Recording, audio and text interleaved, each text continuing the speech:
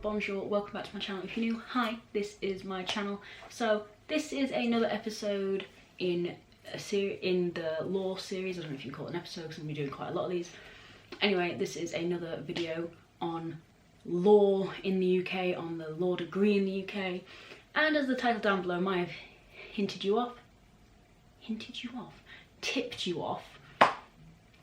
This is about things they don't tell you about a law degree. I kind of touched on this in a previous video I did in the first year of university, but we're giving it a revamp. Not all textbooks are needed. Don't spend all your money.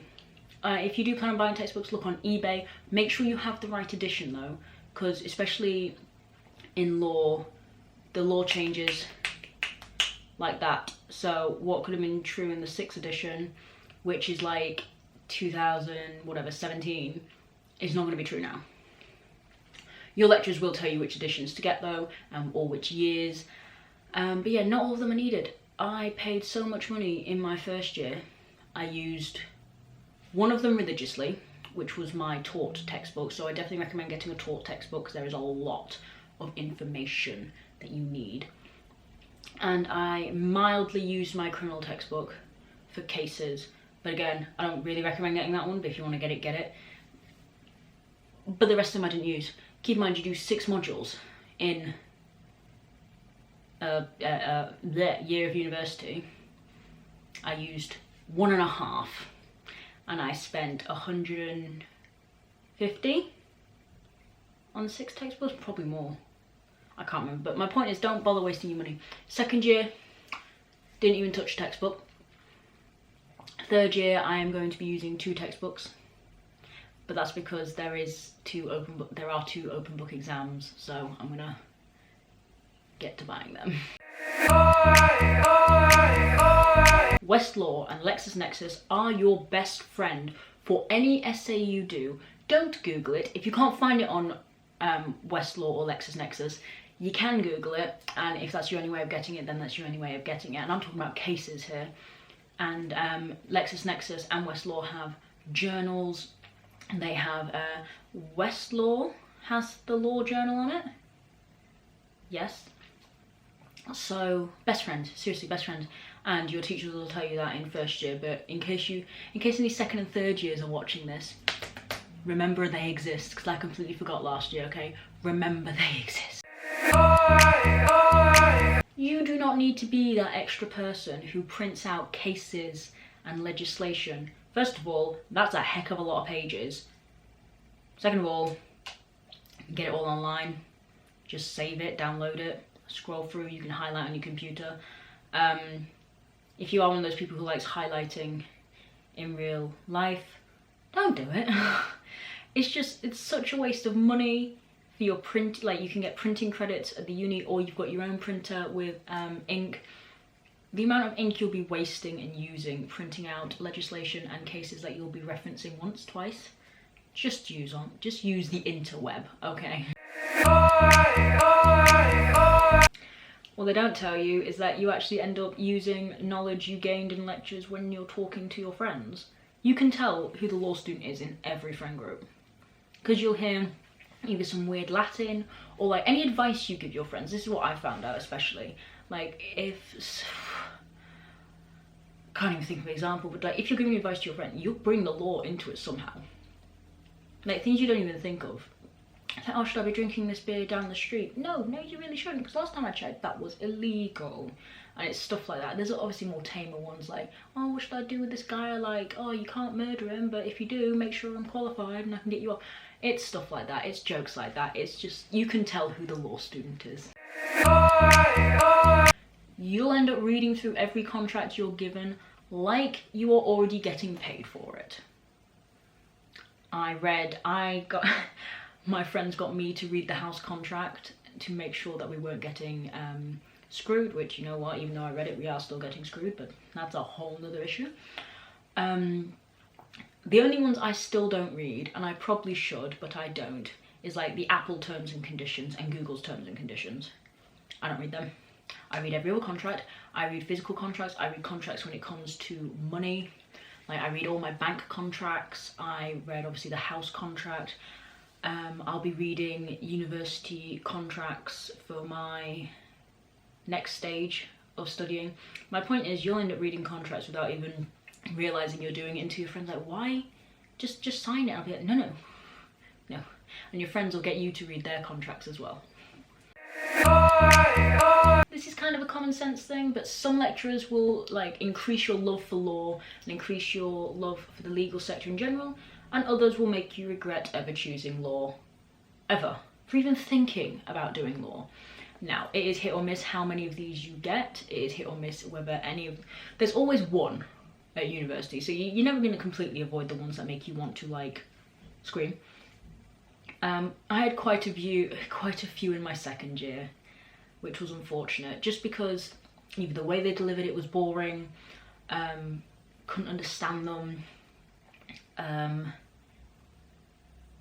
they themselves didn't really like the topic. That is very rare, about them not liking the topic they're teaching, because it's usually what they've practiced in, because most law lectures are either currently still practicing or previous practicing lawyers.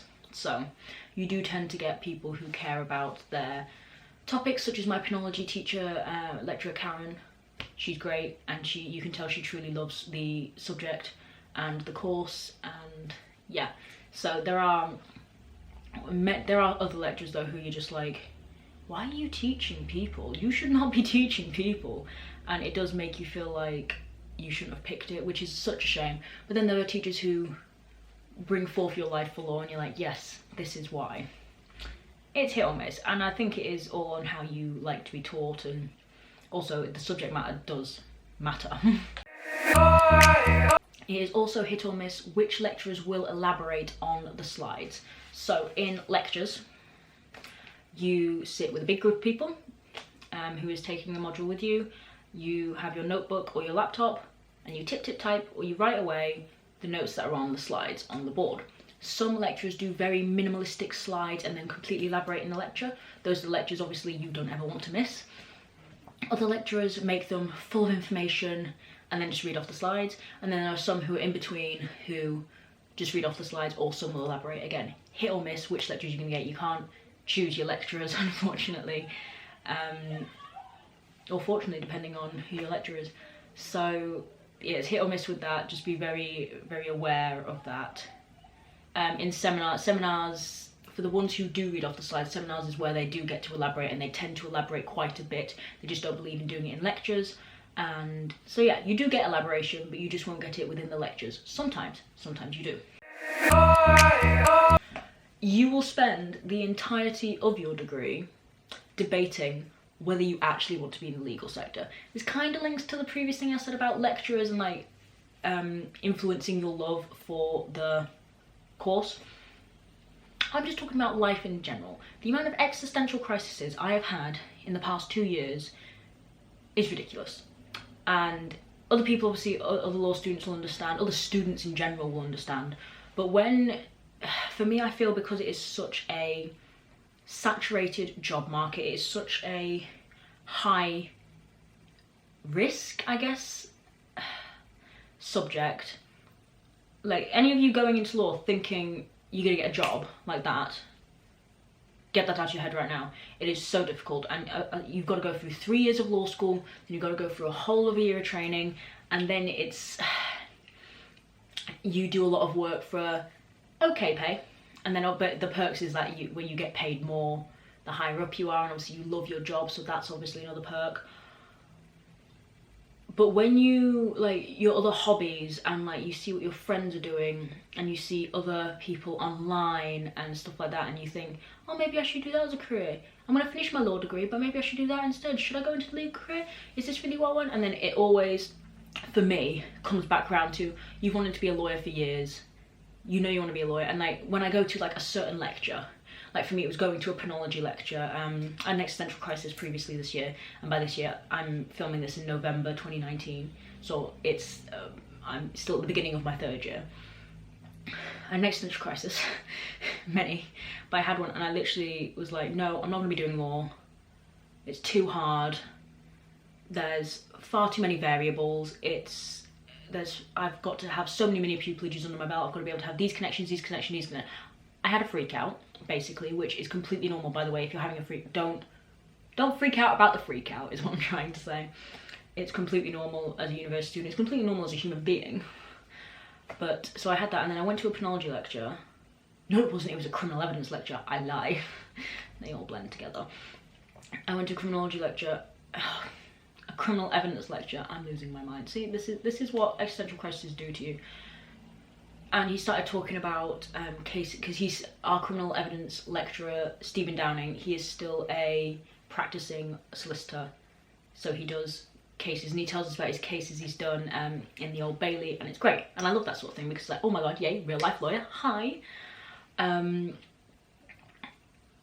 But yeah, so he was telling us about this case, a horrific stabbing case. It wasn't pleasant, but it was like, he got to prosecute a criminal and put him in prison, and he got to help this family, and he was there the whole time, and he was working alongside this family, and he was doing his job, and it just made me sit back a little bit, and I was just like, why did I ever question wanting to be a lawyer?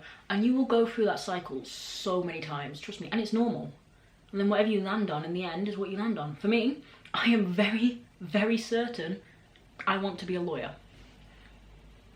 I love this, and it'll be great if this could be my job as well. But the legal sector to me is so fascinating and so amazing, and yes, I can see myself wearing a suit to work and like getting coffee or tea on the way. I am kind of idolizing it a little bit here. But then being able to come in with cases I've prepared and be like, boom, go to prison. It's not like that, but you get my gist. My point is, you will have so many panic attacks, existential crises, and you will debate going into the legal career so many times, but you usually come full circle. You do not have to spend your entire time in the library. You can if you want to, but it is not as a necessity. I personally work better from home. I don't like the library, personally. If I've got the books and all the information I need on Westlaw and LexisNexis, and any textbooks that I've decided to buy, and the internet, not really much the library can offer me other than a change of scenery, which some people do need in the assessment period. I am very much a homebody. I'm very much a don't touch me. I'm staying in my cocoon with my laptop on my lap and my brain, okay? That's all I need. Cup of tea. The thing is, for me, free food and drink is downstairs. Obviously stuff I've bought. My point is I don't have to pay Costa price, because there's a Costa in our library, which is great. I've used it twice in my entire time being here. But yeah, so my point is, if you want to, you can. And my friend Chloe, she spends all of her time, like all of her Snapchat stories are her in the library, and like she's there for hours and hours and hours. To each their own. I personally don't. My point is, you don't have to. All those depictions of law students crying in the library, freaking out in the library, you don't have to do that. You can do all that at home in privacy. You will have, after your reading and after your, like, ignore assessment period right now, because assessment period is different for everyone and every university. I'll get into that in a minute. But in off-peak time, as we call it, after your reading, after you've done your seminar work, after you've looked over lectures, if that's something you do, after you've caught up on anything you're missing, you're still going to have quite a lot of free time. And this is something that a lot of older generation don't like, that we have so much free time, and it's why people think university students are slackers and stuff like that, because we do have a lot of free time. And you know what, I am very glad for that free time. I'm very lazy. When it comes to my personal life, I'm very lazy. When it comes to work, I'm not lazy, but when it comes to me, I am. I would be happy to vegetate in front of the TV for like 3 days straight, which is what I did after I did like loads of assessments last year. Like, I bashed out assessments and I was like, no one touched me for 3 days. Literally what I did, and that is okay. It's kind of like the self-care thing, but for me, I just literally, I sit there, my TV's right there. You've probably seen it on my Instagram if you follow my Instagram. And I just sit there and watch YouTube and watch TV and just shut off, basically. And I think that is a good way to, as I said, an assessment period is a bit different. How long you get for that depends when you do your assessment, depends when your assessments are due. For me, I've got an assessment due on the 26th of November, so when I'm done filming these, I'll be planning that. That's terrifying. A lot of my other assessments are due in January, along with exams, so I'll be studying for exams, and so it's a lot. But my point is, on off-peak times, I mean, even on on-peak times, depending on how you study, where you study, if you even study, which you should study, by the way, because the people who don't study, you amaze me. Why are you here at university? But on off-peak times, you will have a lot of spare time. Whether you choose it to sit in front of the TV, whether you choose to read, whether you, like non-academic books, whether you choose to do YouTube and cosplay like I do, whether you choose to socialise with your friends, I mean, you are allowed to have free time. And for me, the thing that keeps me keeping my free time is that when you get a job, especially if you get a job in the legal sector, not a lot of free time. And so my point is, I'm trying to savour it now, because once you get into a job, it's just go, go, go, go, go, go, go, especially next year for me. So when I do the BPTC or the LPC, I'm going to lose a lot of this free time. So that's why I dislike when the older people are like, oh my god, you're so lazy, oh my god, you're such slackers. I'm like, listen, you're just jealous that you don't have this, and I'm not slacking. I'm doing well in my degree, thank you very much, and I'm not going to have it in a few months. So let me enjoy it. Bugger off. Lastly, and this is kind of a joke me and my friends have between us in law, is that Lord Denning is the only lawyer you will ever know. Obviously you will know other ones, but like literally the amount of times Lord Denning comes up in first year, he might as well, your degree might as be called Lord Denning, because he is in a lot of legislate, like he's done a lot of judgments, he's in a lot of cases. It's always like Lord Denning says, I'm like, oh my god, he's back. But yes, he's a very, very, very famous, quite controversial lawyer, and he will arguably be, like, if you come away from university only knowing one lawyer and it's not Lord Denning, how have you done this? I hope you guys enjoyed that video, because wow, it seems long. It seems these videos keep getting longer and longer. I could be wrong, it just feels like I've sat here for ages. But I hope you did enjoy it. If you did, don't forget to hit the like button down below, and if you are new to my channel, please hit the subscribe button. It means so much to me. And there's a bell next to the subscribe button. Make sure you click that so you can be notified of when I do upload. Currently it is Sunday, Wednesday and Friday. Comment down below anything that I've missed. Comment down below any questions you have for me. I will either get to them in the comments, or I'll do a whole Q&A video, which would be amazing. But yes, make sure you comment down below, like, subscribe, and I'll see you guys in another video. Bye bye. Just like the street lights lit